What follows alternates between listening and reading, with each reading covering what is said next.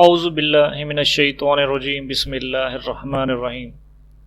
37 قبل مسیح سے لے کے 4 قبل مسیح تک کے جتنے بھی واقعات ہیں وہ کافی نزاکت والے واقعات ہیں، کیونکہ ان کے دوران جو بھی واقعات ہوئے ان کا بہت گہرا تعلق ہے حضرت عیسیٰ علیہ السلام کے دور سے۔ 37 قبل مسیح کو جودیا کے مقرر کردہ جو حکمران تھے وہ ہیروڈ تھا۔ ہیروڈ نے یہودیت مذہب اختیار کر لیا، اس نے خود سے اختیار کیا یا جان بوجھ کر لوگوں کو خوش کرنے کے لیے یہودیت مذہب اختیار کیا، لیکن بہرحال اس نے یہودیوں کے لیے بہت سارے کام کیے۔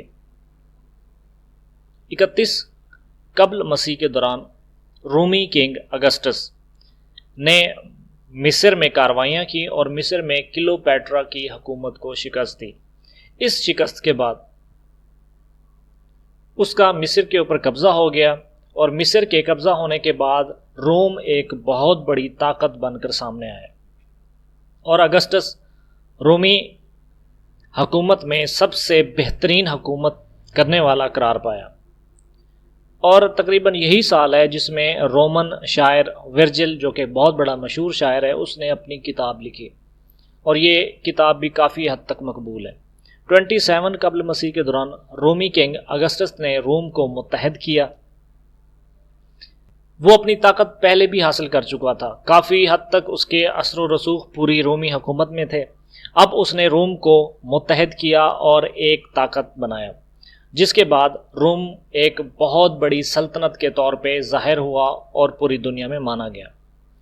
اس نے آمریت کی بنیاد ڈالی، کیونکہ روم میں پہلے جمہوریت ٹائپ کی حکومت تھی جس میں پارلیمنٹ ہوتی تھی اور پارلیمنٹ اپنا لیڈر منتخب کرتی تھی، لیکن اس نے آمریت کے ذریعے حکومت کی، اور رومی سلطنت میں آمریت کی بنیاد ڈالنے والا شخص یہ ہے۔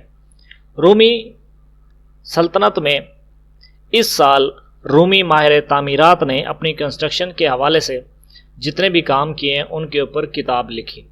رومی کنسٹرکشن کے اوپر یا انجینئرنگ کے اوپر پوری کتاب لکھی گئی، اور اسی کے دور حکومت میں رومیوں کی تفصیل کے ساتھ تاریخ بھی لکھی گئی۔ یہ سارا کام اگسٹس کے دور میں ہی ہوا اور اس کی زیر نگرانی ہوا۔ 20 قبل مسیح کے دوران یہودی کنگ ہیروڈ نے یہودیوں کو خوش کرنے کے لیے یروشلم ٹیمپل کی تعمیر کا کام شروع کیا۔ یہ سارے کام رومی حکومت کے زیر اثر تھے اور ان کے مشورے سے ہو رہے تھے۔ بہرحال جو بھی ہے، لیکن یہودی خوش ہوئے اور ٹیمپل کی تعمیر میں بہت بڑھ چڑھ کر حصہ لیا۔ 12 قبل مسیح کے دوران رومی کنگ اگسٹس کا انتقال ہو گیا، اور اس کے انتقال کے بعد اگسٹس کو روم کا بہت بڑا پریسٹ یا مذہبی شخص قرار دیا گیا۔ اور اس کا ایک اور کارنامہ ہے کہ اگسٹس نے کیلنڈر میں بھی کام کیا، کیونکہ کیلنڈر کے اوپر پہلے سے بھی کام ہو رہا تھا۔ اس نے کافی مزید پیش رفت کی، اور اسی کی یاد میں اگست کا جو مہینہ ہوتا ہے، 8واں مہینہ، اس کو تبدیل کر کے اگست کے نام پہ رکھا گیا۔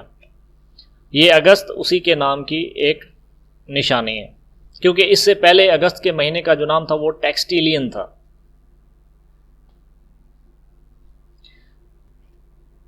4 قبل مسیح کے دوران رومی کنگ اگسٹس کے بعد اس کا بیٹا جانشین ہوا، اور روم کی کالونی یروشلم میں ہیروڈ کے بعد اس کا بیٹا جانشین ہوا۔ ہیروڈ وہ سفاک آدمی تھا جس نے حضرت عیسیٰ علیہ السلام کی پیشین گوئی پر اس کو قتل کرنے کا حکم دیا ہوا تھا، اور اس نے اسی کے دور میں ہی حضرت زکریا علیہ السلام کی بھی شہادت واقع ہوئی۔ اور اسی سال تقریباً 4 قبل مسیح کے دوران حضرت عیسیٰ علیہ السلام کا بیت الحم یا بیت الحلم میں، جودیا کا جو علاقہ ہے اسرائیل کا، وہاں پہ ظہور ہوا۔